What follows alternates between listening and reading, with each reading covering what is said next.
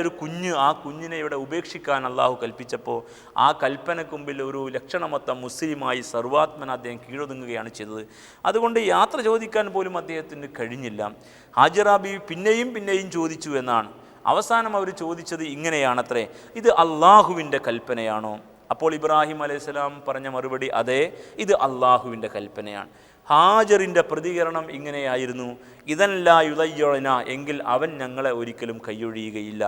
അപ്പോൾ ഈ അർത്ഥത്തിൽ അള്ളാഹുവിൽ ഭരമേൽപ്പിക്കുന്ന ഹാജറ ബീവി, ഈ മകൻ ഓടി നടക്കാൻ പ്രായമായ ഘട്ടത്തിലാണല്ലോ ബലി അറുക്കാൻ വേണ്ടിയുള്ള കൽപ്പന വന്നത്.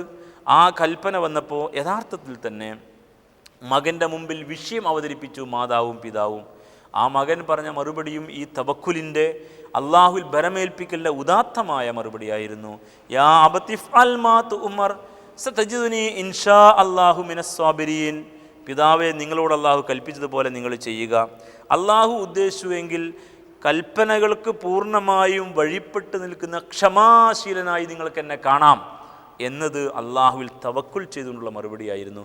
അപ്പോൾ ഈമാൻ, ഇസ്ലാം, തവക്കുൽ ഇതിൻ്റെ ഉദാത്തമായ പ്രതീകങ്ങളായിരുന്നു ഈ കുടുംബം എന്ന കാര്യം നാം അറിയണം.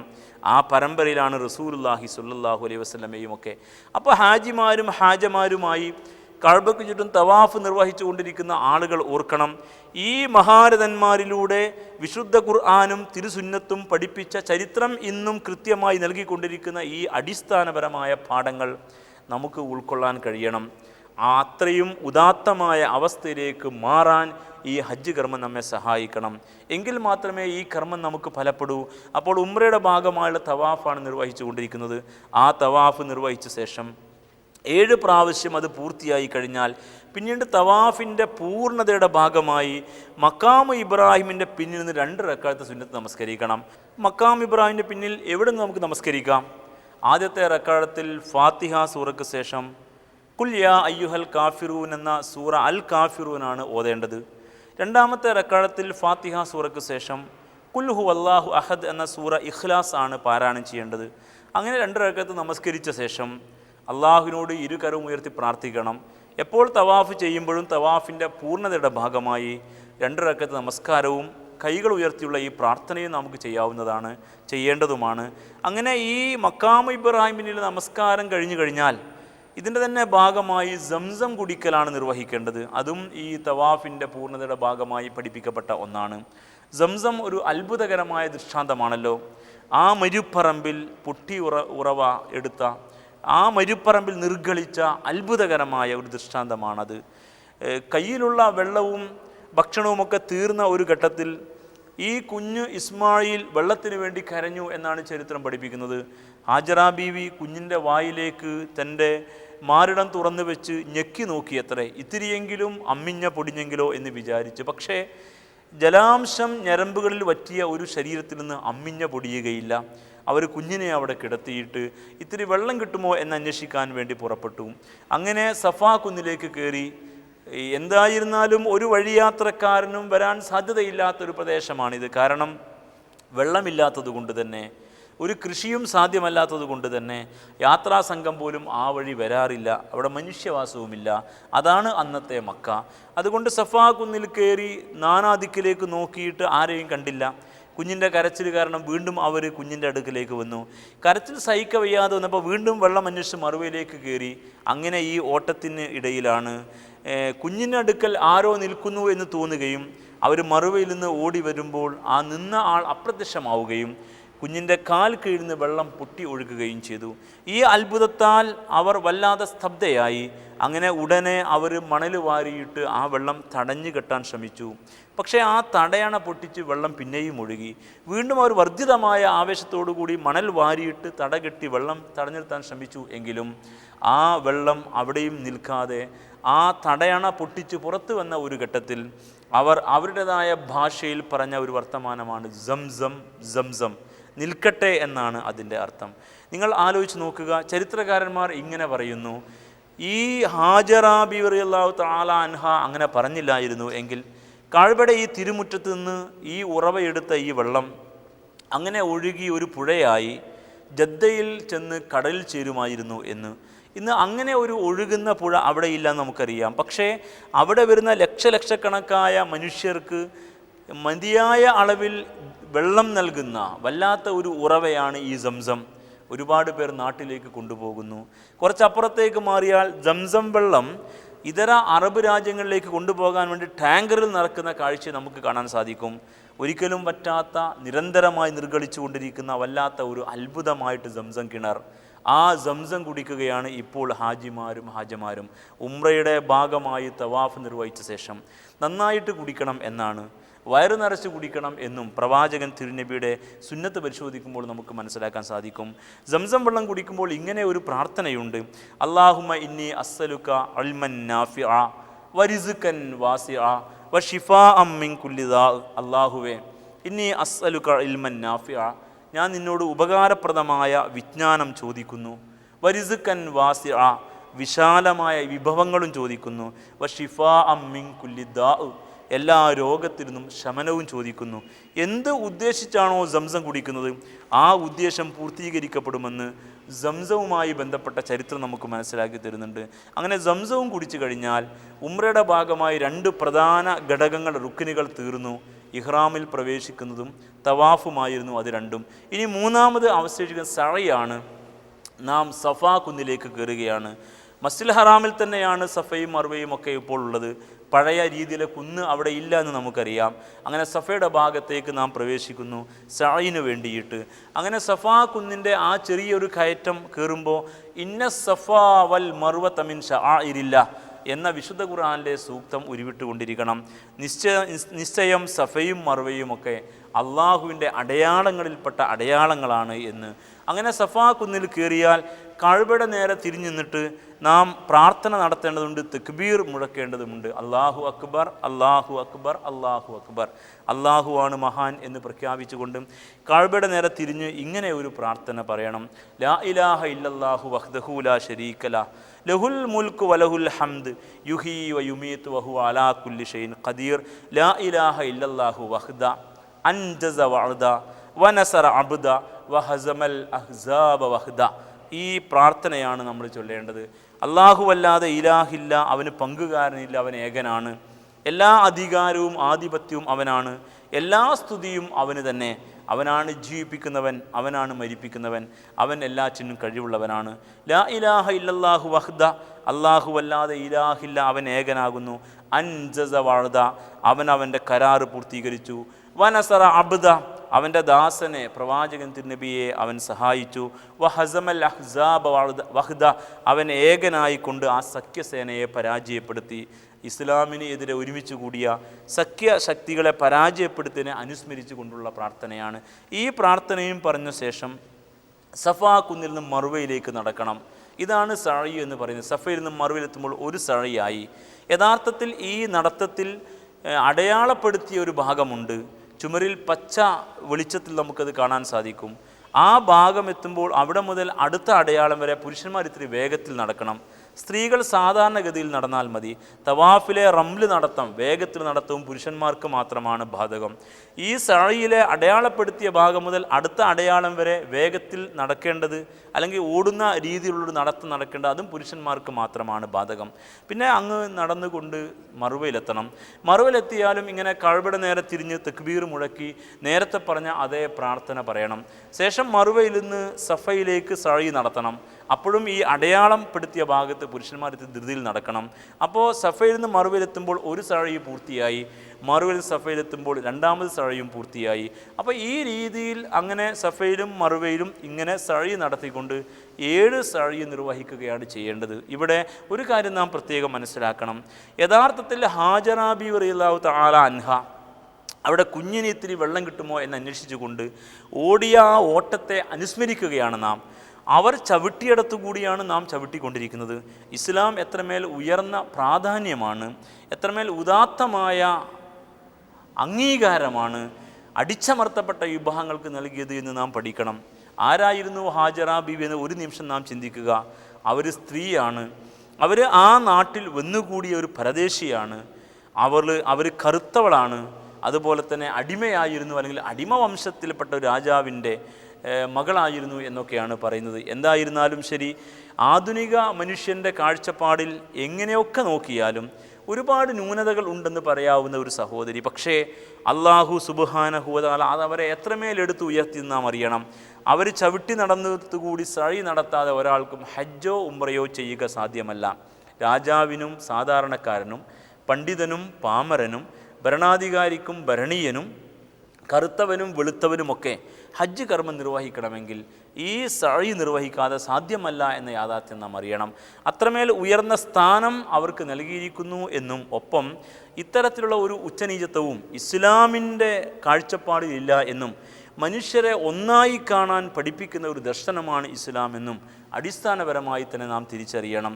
നമ്മുടെ കാലഘട്ടം ഇന്നും ഈ ഹാജറിൻ്റെയും ബിലാലിൻ്റെയും ഒക്കെ പിന്മുറക്കാരെ അവഗണിക്കുന്ന കാലഘട്ടമാണ്. ഹാജറ ബീവിയെ അള്ളാഹു എത്രമേൽ പരിഗണിച്ചു എന്നതിൻ്റെ ഏറ്റവും വലിയ അടയാളമാണ് ഈ സഅയ് എന്നതോടൊപ്പം തന്നെ പ്രവാചകൻ തിരുനബി സല്ലല്ലാഹു അലൈഹി വസല്ലമ ഹിജ്ർ ഇസ്മായിലായി പരിചയപ്പെടുത്തിയ ആ ഇടമുണ്ടല്ലോ, കഅബയുടെ 2ാമത് മൂല മുതൽ 3ാമത് മൂല വരെയുള്ള ആ അരമതിലിൻ്റെ ഭാഗം, അത് കഅബയുടെ ഭാഗമാണ്. കഅബയിലേക്ക് ചേർത്ത് വെച്ചിരിക്കുകയാണ്. ഹാജറ ബീവി തൻ്റെ കുഞ്ഞിനെയും കൊണ്ട് ഇരുന്ന ഇടമാണത്. ഒരിക്കൽ ആയിഷ ബീവി റളിയല്ലാഹു തആല അൻഹ റസൂലുള്ളാഹി സ്വല്ലല്ലാഹു അലൈഹി വസല്ലമയോട് ഇങ്ങനെ ഒരു ആഗ്രഹം പ്രകടിപ്പിച്ചു, പ്രവാചകരെ എനിക്ക് കഅബക്കകത്ത് കയറി ഒന്ന് നമസ്കരിക്കണമെന്ന്. അപ്പോൾ പ്രവാചകൻ തിരുനബി സ്വല്ലല്ലാഹു അലൈഹി വസല്ലമ ആയിഷ ബീവിയോട് പറഞ്ഞത്, ആയിഷ നീ ഹിജ്ർ ഇസ്മായിൽ നമസ്കരിച്ചോ എന്നാണ്. അപ്പോൾ ഹാജർ തൻ്റെ കുഞ്ഞിനെയും കൊണ്ട് ഇരുന്ന സ്ഥലം അള്ളാഹു കഅബയിലേക്ക് ചേർത്ത് വെച്ചിരിക്കുന്നു. അത്രയും ഉയർന്ന സ്ഥാനവും അംഗീകാരവും അവർക്ക് കൊടുത്തിരിക്കുകയാണ്. ചരിത്രം നമുക്കറിയുമെങ്കിൽ നമ്മൾ ഈ കഅബയെ നോക്കിക്കണ്ടുകൊണ്ട് ആ മസ്ജിദുൽ ഹറാമിൻ്റെ ഏതോ ഒരു ഭാഗത്ത് ഇരിക്കുമ്പോൾ ചരിത്രത്തിലെ ഒരു ചിന്ത നമുക്ക് ഓർമ്മ വരും. ഈ ഇബ്രാഹിം അലൈഹിസ്സലാമിയുടെ പിന്മുറയിൽ റസൂലുള്ളാഹി സ്വല്ലല്ലാഹു അലൈഹി വസല്ലം, ഈ ഹാജറിൻ്റെ പിന്മുറയിൽ ബിലാൽ ഇബ്നു റബാഹ് റളിയല്ലാഹു തആല അൻഹു. ആരായിരുന്നു ബിലാൽ എന്ന കാര്യം കൂടി നാം അറിയണം. മക്കയിൽ ഉമയ്യത്ത് ബിൻ ഖലഫ് എന്ന് പറയുന്ന അറബി തമ്പുരാൻ്റെ കുതിരകളെ മേയ്ക്കുന്ന അടിമകളിൽപ്പെട്ട ഒരാളായിരുന്നു ബിലാൽ. കുതിരച്ചാണകം മണക്കുന്ന ആലയത്തിൽ കിടന്നുറങ്ങുന്ന, കുതിരയ്ക്ക് കൊടുക്കുന്ന മുതിര കഴിക്കാൻ വിധിക്കപ്പെട്ട, അത് തന്നെ ബാക്കിയുണ്ടെങ്കിൽ മാത്രം ലഭ്യമാകുന്ന, കുതിരയുടെ കുഞ്ചിരോമങ്ങളിൽ ഉമയ്യത്ത് ബിൻ ഖലഫ് ഇങ്ങനെ തലോടിക്കൊണ്ടിരിക്കുമ്പോൾ ഒരിക്കൽ പോലും ഉമയ്യത്തിൻ്റെ കൈകളാൽ ബിലാലിനെ തഴുകുകയോ തലോടുകയോ ചെയ്തിട്ടില്ല. ഈ ഉമയ്യത്തിൻ്റെ കുതിരയുടെ പുറത്ത് വീഴരുത് എന്നവൻ ആഗ്രഹിക്കുന്ന ആ ചാട്ടവാർ നിരന്തരമായി ബിലാലിൻ്റെ പുറത്ത് വീഴാറുണ്ടായിരുന്നു. അത്രമേൽ അവഗണിക്കപ്പെട്ട, കറുത്ത ചപ്പിയ മൂക്കും തടിച്ച ചുണ്ടുമുള്ള, അങ്ങനെ വല്ലാത്ത ഒരു പ്രകൃതമുള്ള ആജാനുബാഹുവായ ബിലാൽ ഇബ്നു റബാഹ് റളിയല്ലാഹു തആല അൻഹു. ഇസ്ലാം അദ്ദേഹത്തെ ആദരിക്കുകയും അദ്ദേഹത്തിന് മനുഷ്യപ്പറ്റ് അനുഭവിപ്പിക്കുകയും ചെയ്തു എന്ന് മാത്രമല്ല, മക്കം ഫത്ഹിൻ്റെ അന്ന് കഅബാലയം ഇസ്ലാമിന് വിധേയമായപ്പോൾ പ്രവാചകൻ തിരുനബി സല്ലല്ലാഹു അലൈഹി വസല്ലമ കഅബക്ക് മുകളിൽ കയറിയിട്ട് ബാങ്ക് വിളിക്കാൻ ബിലാൽ ബിൻ റബാഹിനെയാണ് തിരഞ്ഞെടുത്തത് എന്നും ആ കഅബയുടെ മുകളിലേക്ക് കയറാൻ സ്വന്തം കൈ കഅബയുടെ ചുമരിൽ ചേർത്ത് വെച്ച് കൊടുത്തുകൊണ്ട് തൻ്റെ കയ്യിൽ ചവിട്ടി തിരുനബിയുടെ ചുമരിൽ ചവിട്ടിയിട്ട് ബിലാൽ ബിൻ റബാഹ് കഅബക്ക് മുകളിൽ കയറിയിട്ട് ബാങ്ക് കൊടുത്ത അനുഭവം നാം അറിയണം.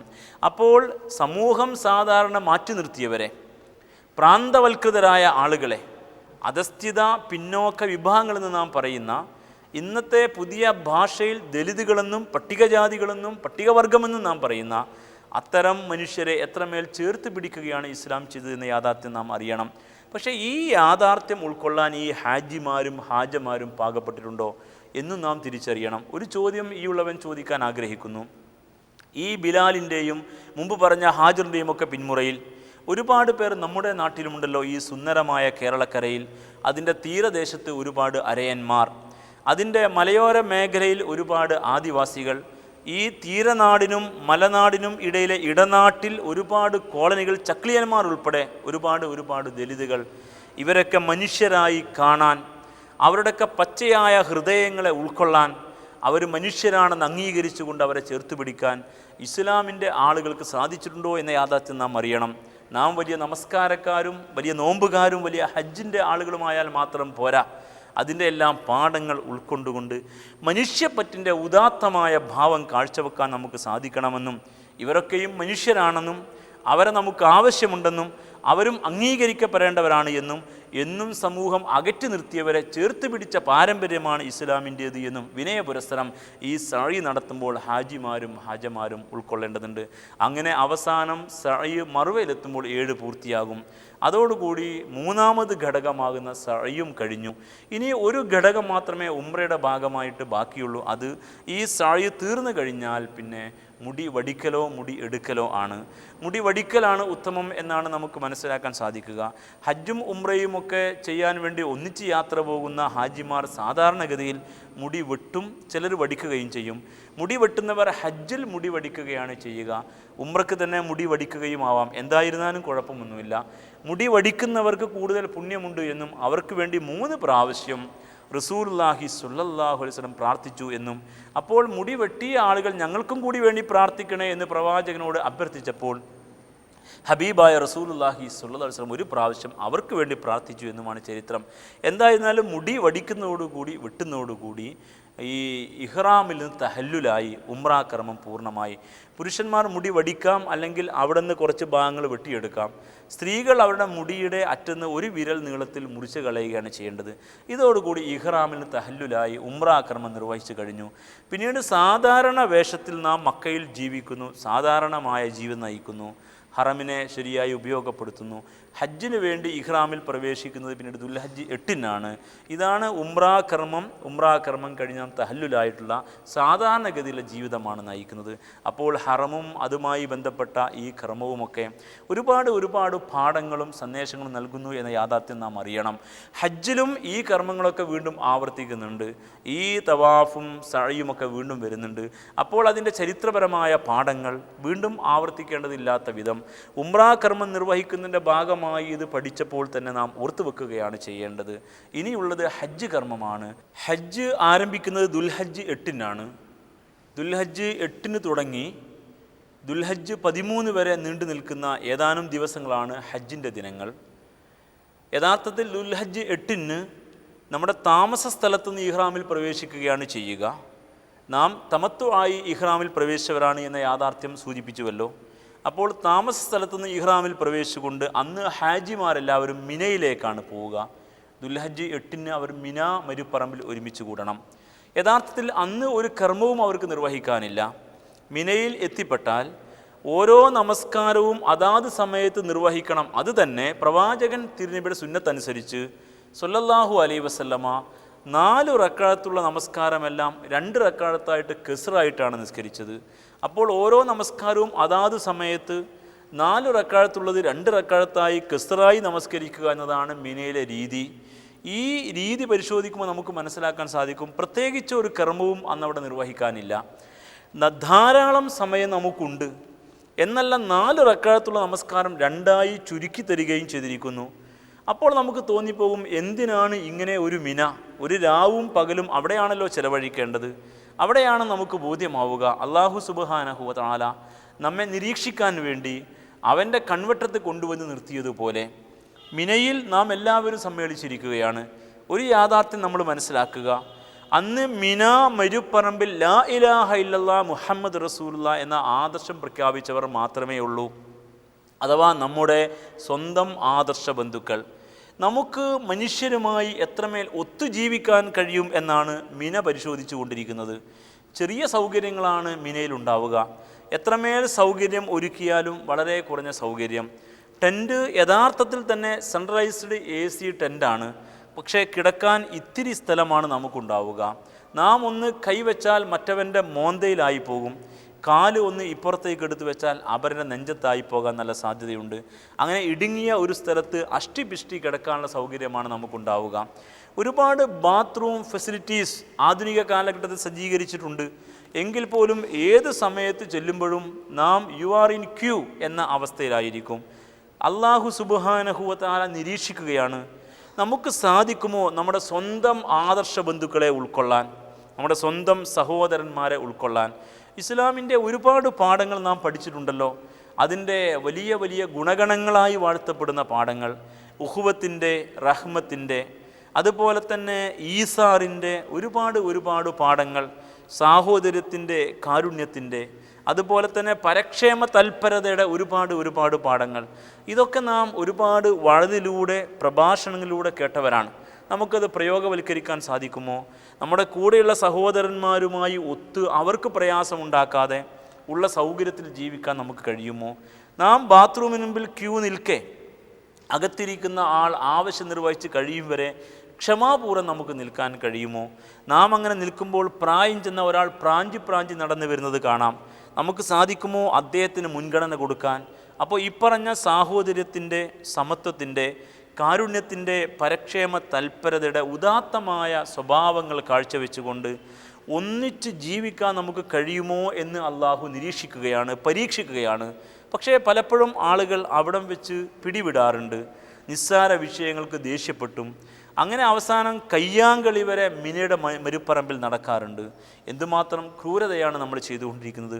സ്വന്തം ആദർശ ബന്ധുക്കളോട് ഒത്തുജീവിക്കാൻ കഴിയാത്തവർക്ക് എങ്ങനെയാണ് സഹോദര സമുദായ അംഗങ്ങളെ ഉൾക്കൊള്ളാൻ സാധിക്കുക എന്നുകൂടി നാം ചിന്തിക്കണം. നമ്മുടെ സമുദായത്തിൽ, പ്രത്യേകിച്ചും കേരളീയ പശ്ചാത്തലത്തിൽ, സ്വന്തം ആദർശ ബന്ധുക്കളുമായി ഒത്തുജീവിക്കാനാണോ നമ്മുടെ ആളുകൾ പഠിപ്പിക്കുന്നത്? അതല്ല, സ്വന്തം ആദർശ ബന്ധുവിനെ വെറുക്കാനാണോ പഠിപ്പിക്കുന്നത് എന്നും കൂടി ഇത്തരുണത്തിൽ വിശകലനം ചെയ്യുക. എൻ്റെ ആദർശ ബന്ധുവിനെ എനിക്ക് വിലക്കാൻ ആർക്കാണ് അർഹത? നാം ഇന്ന് സംഘടനാ പക്ഷപാതിത്വത്തിൻ്റെ പേരിൽ, അതുപോലെ തന്നെ മറ്റു പല സംവിധാനങ്ങളുടെയും പേരിൽ പരസ്പരം വെറുക്കാനും ശത്രുതയോടെ കാണാനുമാണ് പഠിപ്പിച്ചു കൊണ്ടിരിക്കുന്നത്. ഇത് ഇസ്ലാമിൻ്റെ പാഠത്തിന് എതിരാണ്. ഇന്നമൽ മുഅ്മിനൂന ഇഖ്വ, വിശ്വാസികളെല്ലാവരും ഏകോദര സഹോദരന്മാരാണ് എന്നും ആദർശ ബന്ധുത്വം വൽ മുഅ്മിനൂന വൽ മുഅ്മിനാത്തു ബഅ്ദുഹും ഔലിയാഉ ബഅ്ദ്, വിശ്വാസികളായ പുരുഷന്മാരും വിശ്വാസിനികളായ സ്ത്രീകളും അവർ ഈ ആദർശത്തിൻ്റെ മാർഗത്തിൽ പരസ്പരം അങ്ങോട്ടും ഇങ്ങോട്ടും സഹായികളും സഹകാരികളും ബന്ധുമിത്രാദികളുമാണ് എന്നും വളരെ കൃത്യമായി ഇസ്ലാം പഠിപ്പിക്കുന്നുണ്ടല്ലോ. പക്ഷേ അതിനപ്പുറത്ത് നമ്മുടെ സമുദായത്തിൽ ഇന്ന് കേട്ടുകൊണ്ടിരിക്കുന്ന ഉത്ബോധനങ്ങൾ കാണരുത്, മിണ്ടരുത്, കണ്ടാൽ സലാം പറയരുത്, പിന്തുടർന്ന് നമസ്കരിക്കരുത് എന്നൊക്കെയാണ്. എങ്കിൽ നാം നമ്മുടെ ബന്ധുക്കളെ, ആദർശ ബന്ധുക്കളെ വെറുക്കാൻ പഠിച്ചവരാണ്. എന്നാൽ ഇസ്ലാമിൻ്റെ പാഠം അതല്ല. മിനയുടെ മരുപ്പറമ്പിൽ ആദർശ ബന്ധുക്കൾ മാത്രമേ ഉള്ളൂ.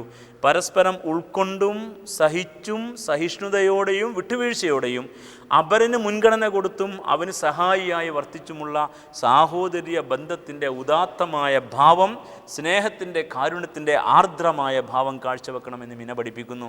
അതുകൊണ്ട് നമുക്കറിയാൻ പറ്റും ഹജ്ജ് കിട്ടുമോ ഇല്ലേ എന്ന് മിനയിൽ വെച്ച്. കാരണം ഈ പറയുന്ന ആളുകളുമായുള്ള ഒത്തുജീവിതത്തിൽ നിസ്സാര വിഷയങ്ങളിൽ പ്രകോപിതരായിട്ട് മുന്നോട്ട് പോകുന്ന മനുഷ്യർ, അവർ അവിടെ വെച്ച് പരസ്പരം ഉന്തലും തള്ളലും, ചിലപ്പോൾ വാക്കേറ്റവും തർക്കവും, പരസ്പരം ശാസ്ത്രവത്തിലെത്തലും വെറുക്കലും, അതുപോലെ തന്നെ സ്നേഹബന്ധം മുറിയലും, ചിലപ്പോൾ തമ്മിലടിക്കലുമെല്ലാം നടക്കും. ഫലാ റഫസ വലാ ഫുസൂഖ വലാ ജിദാല ഫിൽ ഹജ്ജ്, ഉന്തും തള്ളും അതുപോലെ ചീത്ത വർത്തമാനവും സ്ത്രീ സംസർഗവുമെല്ലാം ഹജ്ജിനെ നഷ്ടപ്പെടുത്തും എന്ന് പഠിപ്പിച്ചിട്ടുണ്ട്. എങ്കിൽ മിനയിൽ വെച്ച് നമുക്ക് തീരുമാനിക്കാൻ കഴിയും ആർക്കൊക്കെ ഹജ്ജ് കിട്ടും, കിട്ടുകയില്ല എന്ന്. എന്തായിരുന്നാലും ദുൽഹജ്ജ് 8 മിന അങ്ങനെ കടന്നു കഴിഞ്ഞു പോയി. ദുൽഹജ്ജ് 9 സുബഹ് നമസ്കാരം കഴിഞ്ഞ ഉടനെ എല്ലാവരും അറഫയിലേക്ക് നീങ്ങുകയാണ്. ഹജ്ജിൻ്റെ ഏറ്റവും മർമ്മപ്രധാനമായ ഭാഗമാണ് അറഫ. അൽ ഹജ്ജു അറഫ എന്നാണ് റസൂലുള്ളാഹി സ്വല്ലല്ലാഹു അലൈഹി വസല്ലം പഠിപ്പിച്ചിരിക്കുന്നത്. ഹജ്ജ് എന്ന് പറഞ്ഞാൽ അറഫയാണ്, അറഫയിലെ നൃത്തമാണ്. അതുകൊണ്ട് പ്രഭാതത്തിൽ തന്നെ സുബഹ് നമസ്കാരം നിർവഹിച്ച ഉടനെ തന്നെ ഹാജിമാരും ഹാജമാരും അറഫയിലേക്ക് യാത്ര ചെയ്യും. പുതിയ കാലഘട്ടത്തിൽ വാഹനത്തിൻ്റെ പ്രശ്നം ഉൾപ്പെടെ ഉണ്ടായതുകൊണ്ട് തലേന്ന് തന്നെ അറഫയിലെത്തുന്ന രീതിയുമൊക്കെ ഉണ്ട്. എന്തായിരുന്നാലും ശരി, അറഫയിലേക്കുള്ള യാത്ര ഏതൊരു ഹാജിയുടെയും മനസ്സിനെ വല്ലാതെ സ്വാധീനിക്കും. ലബ്ബൈക്ക് അല്ലാഹുമ്മ ലബ്ബൈക്ക് എന്ന് ചൊല്ലിയിട്ട് ഈ ദുൽഹജ്ജ് 8 ഇഹ്റാമിൽ പ്രവേശിച്ചത് മുതൽ ഈ തൽബിയത്തും ചൊല്ലിക്കൊണ്ടുള്ള യാത്രയിൽ ഏറ്റവും വൈകാരികത മുറ്റി നിൽക്കുന്ന യാത്രയാണ് മിനയിൽ നിന്ന് അറഫയിലേക്കുള്ള യാത്ര. അറഫ മൈതാനിലേക്ക് ആളുകൾ വന്നുകൂടുകയാണ്.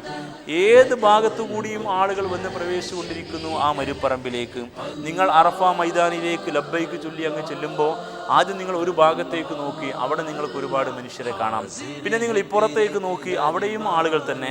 നിങ്ങൾ മുൻവശത്തേക്ക് നോക്കി, നിങ്ങൾ പിറകുവശത്തേക്ക് നോക്കി, അവിടെയൊക്കെ ആളുകൾ വന്നുകൊണ്ടിരിക്കുന്നു. വീണ്ടും നിങ്ങൾ ആദ്യത്തെ ഭാഗത്തേക്ക് നോക്കും, ഇപ്പോൾ അവിടെ ആളുകൾ പെരുകിയിരിക്കുന്നു. ഇപ്പുറത്തേക്ക് നോക്കിയപ്പോൾ അവിടെയും ആളുകൾ പെരുകിക്കൊണ്ടിരിക്കുന്നു. ഓരോ നിമിഷവും ജനം അവിടെ ഇരട്ടിയായി വന്നുകൊണ്ടിരിക്കുന്നു. ഉച്ചയോടുകൂടി അറഫ മൈതാനി മൊത്തം മനുഷ്യസാന്ദ്രമായി. ഇത്രയും ഉദാത്തമായ മനുഷ്യർ ഒരുമിച്ച് കൂടുന്ന ഒരു രംഗം വേറെ നമുക്ക് കാണുക സാധ്യമല്ല.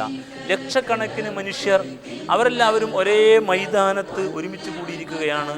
എല്ലാവരും അള്ളാഹുവിൻ്റെ നാമം ഉച്ചരിച്ചുകൊണ്ട് അവനെ വിളിക്കുത്തരം ചെയ്യുന്ന ഈ തൽബിയത്തും പറഞ്ഞുകൊണ്ടാണ് വന്നിരിക്കുന്നത്. ഉച്ചയോടുകൂടിയാണ് അറഫയിലെ നൃത്തം ആരംഭിക്കുന്നത്. യഥാർത്ഥത്തിൽ അറഫയിലെ ആ നൃത്തത്തിൽ വിശ്വാസിയുടെ മനസ്സിൽ 2 രംഗങ്ങളാണ് കടന്നു വരേണ്ടത്, 2 പാഠങ്ങൾ. അതിലൊന്ന് നിങ്ങൾ ആലോചിച്ച് നോക്കുക. നാം ഒരു മഹ്ശറിനെ പ്രതീക്ഷിക്കുന്നവരാണ്. മരണാനന്തര ലോകത്ത് ഖിയാമത്ത് നാളിന് ശേഷം യൗമുൽ ബാസ് പുനരുദ്ധാനം സംഭവിച്ചാൽ ഭൂമുഖത്ത് കടന്നു വന്ന എല്ലാ മനുഷ്യരും ഒരുമിച്ച് കൂട്ടപ്പെടുന്ന ആ വിശാലമായ മഹ്ശർ, ആ മഹ്ശറിൻ്റെ രൂപമാണ് ആദ്യമായി ഹാജിയുടെ മനസ്സിൽ ഓർമ്മ വരിക. ഇതൊരു മിനി മഹ്ശർ എന്ന പോലെ. പടച്ചവനെ, എത്രയാണ് മനുഷ്യർ! ഇത്രയും ലക്ഷക്കണക്കിന് മനുഷ്യർ ഒരുമിച്ച് കൂടിയിരിക്കുകയാണ്.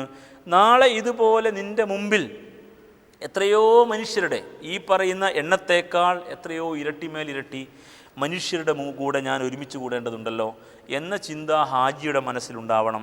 ഈ മഹ്ശറിൽ, ഈ അറഫയിൽ നിൽക്കുന്ന നൃത്തവും വരാനിരിക്കുന്ന മഹ്ശറിലെ നൃത്തവും തമ്മിലൊരു താരതമ്യവും ആകാവുന്നതാണ്. ഇങ്ങനെ നാം സങ്കല്പിച്ച് നോക്കുക. ഇവിടെ നാം വളരെ സമാധാനത്തിലാണ് നിൽക്കുന്നത്. ഇവിടെ വെയിൽ കൊള്ളാതിരിക്കാൻ തുണിയുടെ ഒരു ടെൻറ്റുണ്ട്. നമ്മുടെ കയ്യിൽ കുടിക്കാൻ വെള്ളമുണ്ട്. കൂടെ നമുക്ക് വേണ്ടപ്പെട്ട എല്ലാവരുമുണ്ട്. എന്നല്ല, നമ്മുടെ സുരക്ഷയ്ക്ക് വേണ്ടി അവിടുത്തെ ഭരണകൂടം ഏർപ്പാട് ചെയ്ത സുരക്ഷയുമായി ബന്ധപ്പെട്ട പട്ടാളവും വാഹനവും ഹെലികോപ്റ്ററും ഒക്കെ സഞ്ചരിച്ചു കൊണ്ടിരിക്കുന്നുണ്ട്. അവിടെ നമ്മെ തണുപ്പിക്കാൻ വെള്ളം സ്പ്രേ ചെയ്യുന്ന സംവിധാനമുണ്ട്. വെച്ച് പിടിപ്പിച്ച മരങ്ങൾ നമുക്ക് ആശ്വാസം നൽകുന്നുണ്ട്. അങ്ങനെയുള്ള ഒരവസ്ഥയിലാണ് നമ്മൾ നിൽക്കുന്നത്. കഴിക്കാനുള്ള ആഹാരം വരെ നമ്മുടെ കയ്യിലുണ്ട്. പക്ഷേ നാളെ അള്ളാഹുവിൻ്റെ മുമ്പിൽ മഹ്ശറിൽ ഒരുമിച്ച് കൂടുമ്പോൾ ഇങ്ങനെ നിൽക്കാൻ നമുക്ക് സാധിക്കുമോ എന്ന് നാം ചിന്തിക്കണം. അതിനെക്കുറിച്ചാണ് നാം ചിന്തിക്കേണ്ടത്.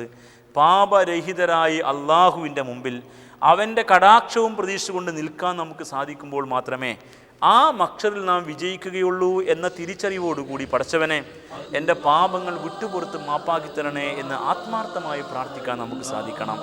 അറഫ എന്നത് ഏറ്റവും കൂടുതൽ കണ്ണീര് ഏറ്റുവാങ്ങുന്ന ഒരു സ്ഥലമാണെന്ന് നാം അറിയണം. വർഷത്തിൽ ഒരിക്കൽ മാത്രം ജനസാന്ദ്രമാകുന്ന ഒരു പ്രദേശമാണ് അറഫ. വർഷത്തിൽ ഒരു ദിനം മാത്രമാണ് അവിടെ ജനമഹാസാഗരമാവുക. ഈ ആളുകൾ കരഞ്ഞ് കണ്ണീർ വാർത്തുകൊണ്ടിരിക്കുകയാണ്. നമ്മൾ എവിടെ നോക്കിയാലും ആളുകൾ നിന്ന് പ്രാർത്ഥിക്കുന്ന കാഴ്ച നമുക്ക് കാണാം. കുന്നിന് മുകളിൽ, കുന്നിന് താഴെ, പാറക്കൂട്ടത്തിന് മുകളിൽ, പാറക്കല്ലിന് താഴെ, ടെൻറ്റിനകത്ത്, ടെൻറ്റിന് പുറത്ത്, വെളിമ്പുറത്ത് എല്ലാം അള്ളാഹുവിലേക്ക് കൈകൾ ഉയർത്തി നിന്ന് പ്രാർത്ഥിക്കുന്ന ആളുകളെ നമുക്ക് കാണാൻ സാധിക്കും. ബഹുമാന്യരായ ഹാജിമാരോടും ഹാജമാരോടും നടത്താനുള്ളത് നിങ്ങൾക്കും സാധിക്കണം. ആത്മാർത്ഥമായിട്ട് ചോദിക്കാൻ, കൈകൾ ഉയർത്തി കണ്ണീർ വാർത്ത് വിതുമ്പുന്ന കരങ്ങളോടെ, വിതുമ്പുന്ന ഹൃദയത്തോടെ, വിറക്കുന്ന കരങ്ങളോടെ നമ്മുടെ ജീവിതത്തിൽ കഴിഞ്ഞു പോയ വലിയ വലിയ അഭിശപ്ത നിമിഷങ്ങളെ മുമ്പിൽ വെച്ചുകൊണ്ട് തമ്പുരാനോട് മഗ്ഫിറത്തിന് വേണ്ടി പാപമോചനത്തിന് പ്രാർത്ഥിക്കാൻ നമുക്ക് സാധിക്കണം. മനുഷ്യൻ്റെ അവസ്ഥ ഇങ്ങനെയാണ്. നിങ്ങൾ വിനയപുരസ്സരം ചിന്തിക്കുക. നാം ചെയ്തു വെച്ച നന്മകൾ നമുക്ക് ഓർമ്മയുണ്ടാവുകയില്ല പലപ്പോഴും. എന്നാൽ നമുക്ക് സംഭവിച്ചു പോയ തെറ്റുകൾ നമുക്ക് നല്ല ഓർമ്മയുണ്ടാകും. അതുകൊണ്ട് തന്നെ വിചാരണ എളുപ്പമാകും എന്നും ഹിസാബ് വളരെ എളുപ്പമാണ് എന്നും മഹാന്മാരായ പണ്ഡിതന്മാർ പഠിപ്പിച്ചിട്ടുണ്ട്. നമുക്ക് തന്നെ നമ്മെ വിചാരണ ചെയ്യാൻ പറ്റും. ഹാസിബു കബല അൻ തുഹാസബു, നിങ്ങളെ അള്ളാഹുവിൻ്റെ മുമ്പിൽ വിചാരണയ്ക്ക് വിധേയമാക്കപ്പെടുന്ന ഘട്ടം വരുന്നതിന് മുമ്പ് സ്വയം ഒന്ന് വിചാരണ ചെയ്യുക എന്ന് ഇസ്ലാം പഠിപ്പിച്ചിട്ടുണ്ട്. ഇസ്ലാമിക ഉത്ബോധനങ്ങളിൽ വളരെ മഹത്തരമായൊരു ഉത്ബോധനമാണത്. ആ അർത്ഥത്തിലുള്ള ഒരു ഇഖ്തിസാബ്, ഒരു ആത്മവിശകലനം നടത്തിക്കൊണ്ട് സംഭവിച്ചു പോയ തെറ്റുകുറ്റങ്ങളിൽ നിന്ന് പൂർണ്ണമായും അള്ളാഹുവിനോട് മുക്തി നേടാൻ നമുക്ക് സാധിക്കണം. അറഫ എന്ന പദത്തിൻ്റെ ഒരർത്ഥം ഏറ്റുപറയൽ എന്നാണ്. തെറ്റ് തിരുത്തൽ, തെറ്റ് സമ്മതിക്കൽ എന്നൊക്കെയാണ് അതിൻ്റെ അർത്ഥങ്ങൾ. ഇവിടെ വെച്ച് തെറ്റുകൾ ഏറ്റുപറയാൻ നമുക്ക് സാധിക്കണം. അങ്ങനെ നമ്മുടെ വീഴ്ചകൾ അള്ളാഹുവിനോട് വിട്ടുപുറത്ത് മാപ്പാക്കി തരാൻ അപേക്ഷിക്കാൻ നമുക്ക് സാധിക്കണം. എങ്കിൽ ന്യായമായും ആ പ്രാർത്ഥന അള്ളാഹു കേൾക്കും. നമുക്ക് നല്ല പ്രതീക്ഷയുണ്ട് അള്ളാഹു നമ്മുടെ പാപങ്ങൾ വിട്ടുപുറത്ത് മാപ്പാക്കി തരുമെന്ന്. നാം ആത്മാർത്ഥമായിട്ടാണ് അവനോട് ആവശ്യപ്പെടുന്നത് എങ്കിൽ വക്ഷിയുടെ ചരിത്രം തന്നെ നമുക്ക് വലിയ പ്രതീക്ഷ നൽകുന്നു. വക്ഷിയെ നിങ്ങൾക്ക് ഓർമ്മയുണ്ടാകുമോ എന്നറിയില്ല. പ്രവാചകൻ തിരുനബി സല്ലല്ലാഹു അലൈഹി വസല്ലമ ഏറെ സ്നേഹിച്ചിരുന്ന ഹംസ റളിയല്ലാഹു തആല അൻഹുവിനെ ഉഹദിൻ്റെ രണാങ്കണത്തിൽ വെച്ച് ചതിയിൽ കൊന്നുകളഞ്ഞ വക്ഷി ഹിന്ദിൻ്റെ അടിമയായിരുന്നു. ആ അടിമയോട് ഹിന്ദു പറഞ്ഞത് ഹംസയെ ചതിയിൽ കൊന്നുകളഞ്ഞാൽ നിന്നെ വിമോചിപ്പിക്കാമെന്നാണ്. അങ്ങനെ ഉഹദിൻ്റെ രണാങ്കണത്തിൽ വെച്ച് വക്ഷി ചതിയിൽ ചാട്ടുളിയെറിഞ്ഞ് ഹംസ റളിയല്ലാഹു തആല അൻഹുവിനെ വധിച്ചു. എന്നല്ല, വക്ഷി ഹംസയുടെ നെഞ്ചകം ഹിന്ദിന് വേണ്ടി വെട്ടിപ്പിളർന്നു കൊടുത്തു. അങ്ങനെ ഹിന്ദിന് വേണ്ടി ഹംസയുടെ കരൾ മുറിച്ചെടുത്തു കൊടുത്തു. ആ കരൾ കടിച്ച് ചവച്ച് ഹിന്ദ് തുപ്പിയ രംഗമൊക്കെ ചരിത്രം വർണ്ണിച്ചിട്ടുണ്ട്. ഈ വക്ഷി മക്കം ഫത്തഹിൻ്റെ അന്ന് പ്രവാചകൻ തിരുനബി സല്ലല്ലാഹു അലൈഹി വസല്ലമ തന്നെ വധിച്ചു കളയുമോ എന്ന് ഭയന്നിട്ട് യമനിലേക്ക് ഓടി എന്നാണ്. യമനിലെത്തിയപ്പോൾ അദ്ദേഹത്തിന് കിട്ടിയ വിവരം റസൂലുള്ളാഹി സ്വല്ലല്ലാഹു അലൈഹി വസല്ലമ എല്ലാവർക്കും മാപ്പ് കൊടുത്തു എന്നാണ്. അതുകൊണ്ട് പ്രവാചകൻ തിരുനബി എനിക്കും മാപ്പ് തന്നേക്കും എന്ന പ്രതീക്ഷയിൽ വക്ഷി യമനിൽ നിന്ന് മദീനയിലേക്ക് തിരിച്ചു എന്നാണ്. നാം അറിയണം, പ്രതികാരത്തിൻ്റെ ഒരു രീതിയല്ല ഇസ്ലാമിൻ്റേത്, വിട്ടുവീഴ്ചയുടെയും മാപ്പിൻ്റെയും ഒരു രീതിയാണ്. നിസ്സാര വിഷയങ്ങൾക്ക് പ്രതികാരത്തിൻ്റെ പേരും പറഞ്ഞ് മുന്നോട്ട് പോകുന്ന ഒരു രീതിശാസ്ത്രം ഇസ്ലാമിന് പരിചയമില്ലാത്തതാണ്. ഇസ്ലാമിൻ്റെ പേരിൽ എത്രമേൽ ഈ പ്രതികാരത്തെക്കുറിച്ചും പ്രതിരോധത്തെക്കുറിച്ചും ആരൊക്കെ പ്രസംഗിച്ച് നടന്നാലും ഇസ്ലാമിൻ്റെ തത്വശാസ്ത്രത്തിൽ അങ്ങനെ ഒരു രീതി ഇല്ലെന്ന് നമുക്ക് മനസ്സിലാക്കാൻ സാധിക്കും.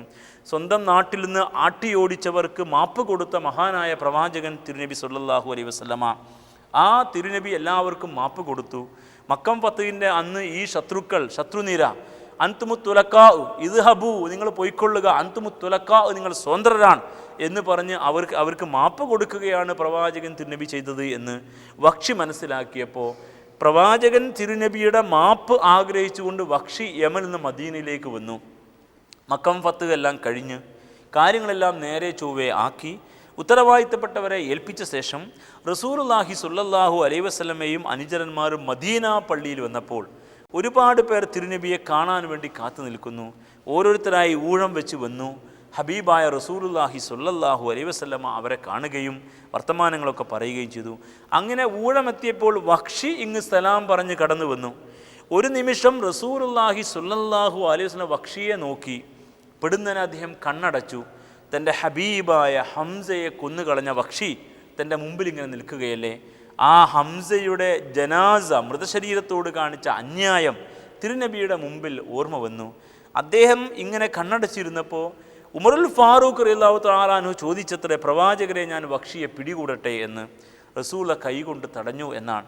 കുറച്ചു നേരം കഴിഞ്ഞ് കണ്ണുകൾ തുറന്ന് റസൂലുള്ളാഹി സ്വല്ലല്ലാഹു അലൈഹി വസല്ലം എഴുന്നേറ്റ് വക്ഷിയുടെ നേരെ നടക്കുകയും വക്ഷിയെ കെട്ടിപ്പിടിച്ച് ഉമ്മ കൊടുത്തുകൊണ്ട് ഗഫറല്ലാഹു ലി വക്ഷി, വക്ഷിക്ക് അള്ളാഹു പുറത്തു കൊടുത്തിരിക്കുന്നു എന്ന് പറയുകയും ചെയ്തു എന്നാണ്. ആലോചിച്ച് നോക്കൂ നിങ്ങൾ, ഈ വക്ഷിക്ക് അള്ളാഹു പുറത്തു കൊടുത്തു എങ്കിൽ ന്യായമായി നമുക്കും അള്ളാഹു പുറത്തു തരും. അതുകൊണ്ട് അറഫ തെറ്റ് സമ്മതിക്കുന്ന ഇടമാണെന്ന് മനസ്സിലാക്കിയിട്ട് നമ്മുടെ ജീവിതത്തിൽ സംഭവിച്ചു പോയ തെറ്റുകുറ്റങ്ങളെല്ലാം അള്ളാഹുവിന് മുമ്പിൽ തുറന്നു പറഞ്ഞുകൊണ്ട് ഏറ്റുപറഞ്ഞുകൊണ്ട് പാപമോചനം നടത്താൻ, പശ്ചാത്തപിക്കാൻ, ഇസ്തിഗ്ഫാർ നടത്താൻ നമുക്ക് സാധിക്കണം. ഇതാണ് അറഫയിൽ നിൽക്കുമ്പോൾ നമ്മുടെ മനസ്സിലുണ്ടാകേണ്ടുന്ന ഒരു വികാരം. രണ്ടാമത്തെ ഒരു വികാരം അറഫ എന്ന പദത്തിൻ്റെ അർത്ഥവുമായി ബന്ധപ്പെട്ടതും അറഫയിൽ വെച്ച് നടന്ന ചരിത്രവുമായി ബന്ധപ്പെട്ടതുമായ കാര്യമാണ്. അറഫ എന്ന പദത്തിൻ്റെ മറ്റൊരർത്ഥം തിരിച്ചറിവ് എന്നാണ്. പ്രവാചകൻ തിരുനബി സല്ലല്ലാഹു അലൈഹി വസല്ലമ തൻ്റെ ആദ്യത്തേതും അവസാനത്തേതുമായ ഹജ്ജത്തുൽ വദാഇൽ ഈ അറഫ മൈതാനിയിൽ വെച്ച് തൻ്റെ സഹാബെ ഇക്രാമിനെ അഭിസംബോധന ചെയ്ത ഒരു രംഗം ചരിത്രം രേഖപ്പെടുത്തിയിട്ടുണ്ട്. പ്രവാചകൻ തിരുമേനിയുടെ അവസാനത്തെ ഖുതുബ എന്ന പേരിൽ ആ പ്രഭാഷണം ഏറെ ചരിത്ര പ്രസിദ്ധമാണ്. മനുഷ്യാവകാശ പ്രഖ്യാപനങ്ങൾ ഉൾപ്പെടെയുള്ള ഉദാത്തമായ ആ പ്രഭാഷണം പ്രവാചകൻ തിരുനബി സല്ലല്ലാഹു അലൈഹി വസല്ലം സംസാരിച്ചു കൊണ്ടിരിക്കുന്ന ആ കാലഘട്ടത്തിൽ ഇതുപോലെ മൈക്ക് സംവിധാനങ്ങളില്ല. 1,24,000-ൽ പരം സഹാബെ ഇക്രാം ഉണ്ടെന്നാണ് ഒരു ഗവേഷണപരമായ കണക്ക്. അങ്ങനെയെങ്കിൽ അവരെ ശബ്ദം കേൾപ്പിക്കാൻ റസൂലുള്ള ഒരു സംവിധാനമുണ്ടാക്കി. പ്രവാചകൻ തിരുനബി സംസാരിക്കുന്നു, മുമ്പിൽ തിങ്ങിക്കൂടിയ സഹാബെ ഇക്രാം കേട്ടുകൊണ്ടിരിക്കുന്നു. തിരുനബിയുടെ ശബ്ദപരിധിക്കപ്പുറത്ത് വേറെ ഒരാൾ വാഹനപ്പുറത്ത് എഴുന്നേറ്റ് നിൽക്കുന്നു. അദ്ദേഹത്തിൻ്റെ ശബ്ദപരിധിയിൽ ഒരുപാട് പേർ തിങ്ങിക്കൂടി നിൽക്കുന്നു. അതിനപ്പുറത്ത് പിന്നെയും ഒരാൾ എഴുന്നേറ്റ് നിൽക്കുന്നു. അങ്ങനെ അവസാനത്തെ ആൾക്കും ഈ പ്രഭാഷണം കേൾക്കാനുള്ള ഒരു സംവിധാനം ഉണ്ടാക്കിയ ശേഷമാണ് തിരുനബി സല്ലല്ലാഹു അലൈഹി വസല്ലം സംസാരിച്ചു തുടങ്ങിയത്. പ്രഭാഷണത്തിൻ്റെ മുഖദ്ദിമ, ആമുഖം കേട്ടപ്പോൾ തന്നെ അവർക്ക് ബോധ്യമായി ഇനി അധിക നാൾ റസൂലുള്ളാഹി നമ്മുടെ കൂടെ ഉണ്ടാവുകയില്ല. നിയോഗം അവസാനിച്ച് അദ്ദേഹം തിരിച്ചു പോകാനായിരിക്കുന്നു. ഈ സ്ഥലത്ത് വെച്ച് ഇങ്ങനത്തെ ഒരു നാളിൽ ഇനി നാം തമ്മിൽ കണ്ടുമുട്ടിക്കൊള്ളണമെന്നില്ല എന്ന് പ്രഭാഷണ മധ്യേ പ്രവാചകൻ തിരുമേനി പറഞ്ഞപ്പോൾ തിരുനബിയുടെ വാചകങ്ങൾക്ക് കാതുകൂർപ്പിച്ച് ഗദ്ഗത കണ്ഠരായി അവരങ്ങനെ നിൽക്കുകയാണ്, കണ്ണിൽ കണ്ണുനീരുമായിട്ട്. അങ്ങനെ പ്രവാചകൻ തിരുനബിയുടെ പ്രഭാഷണം മുന്നോട്ട് പോയ ഒരു ഘട്ടത്തിൽ അലാഹൽ ബല്ലഗത്തു എന്ന് റസൂലുള്ളാഹി അവരോട് ചോദിച്ചു, എന്നെ ഏൽപ്പിച്ച ദൗത്യം ഞാൻ ഭംഗിയായി നിർവഹിച്ചില്ലേ? നിങ്ങളിലേക്ക് കടന്നു വന്ന് ഇസ്ലാമിൻ്റെ സന്ദേശം പഠിപ്പിച്ച് ആ 13 കൊല്ലക്കാലം മക്കയിൽ ഇസ്ലാമിൻ്റെ അടിസ്ഥാനങ്ങൾ പഠിപ്പിച്ച ശേഷം മദീനയിലെ 10 കൊല്ലക്കാലം ആ ആദർശ അടിത്തറയിൽ പള്ളി മുതൽ പാർലമെൻറ്റ് വരെ, വ്യക്തിയുടെ സ്വകാര്യത മുതൽ രാഷ്ട്ര നീതിന്യായ നിർവഹണ അന്താരാഷ്ട്ര ബന്ധങ്ങൾ വരെ ഇസ്ലാമിൻ്റെ അടിത്തറയിൽ എങ്ങനെയാണ് ഉണ്ടാവുക എന്ന് സ്ഥാപിച്ച് കാണിക്കുന്ന ഇഖാമത്തുദ്ദീൻ ഈ പ്രവർത്തനം വരെ ഭംഗിയായി നിർവഹിക്കാൻ അള്ളാഹു എന്നെ ഏൽപ്പിച്ചു. ആ പണി ഞാൻ ഭംഗിയായി നിർവഹിച്ചില്ലേ എന്ന് ചോദിച്ചപ്പോൾ അവർ ഓരോരുത്തരും ബലായ റസൂലല്ല, പ്രവാചകരെ അങ്ങത് നിർവഹിച്ചു എന്ന് ഉറക്കെ വിളിച്ചു പറഞ്ഞു എന്നാണ്. തിരുനബി പറഞ്ഞപ്പോൾ തൊട്ട് മുമ്പിൽ നിൽക്കുന്നവർ അത് പറഞ്ഞു. അപ്പുറത്തെ ആൾ ഈ ചോദ്യം ആവർത്തിച്ചു, അലാഹൽ ബല്ലഗത്തു, അദ്ദേഹത്തിൻ്റെ ശബ്ദപരിധിക്കകത്ത് നിൽക്കുന്നവർ ബലായ റസൂലല്ല. അതിനപ്പുറത്തെ ആൾ വീണ്ടും അലാഹൽ ബല്ലഗത്തു, അദ്ദേഹത്തിൻ്റെ ശബ്ദപരിധിയിൽ ബലായ റസൂലല്ല, ബലായ റസൂലല്ല, ബലായ റസൂലല്ല എന്ന ഈ പ്രഖ്യാപനം ആ അറഫ മരുഭൂമിയിൽ ഇങ്ങനെ മുഴങ്ങിക്കൊണ്ടിരിക്കുകയാണ്. എന്താണ് ഈ പറഞ്ഞുകൊണ്ടിരിക്കുന്നത് എന്ന് വിനയപുരസ്സരം നമ്മൾ ശ്രദ്ധിക്കുക.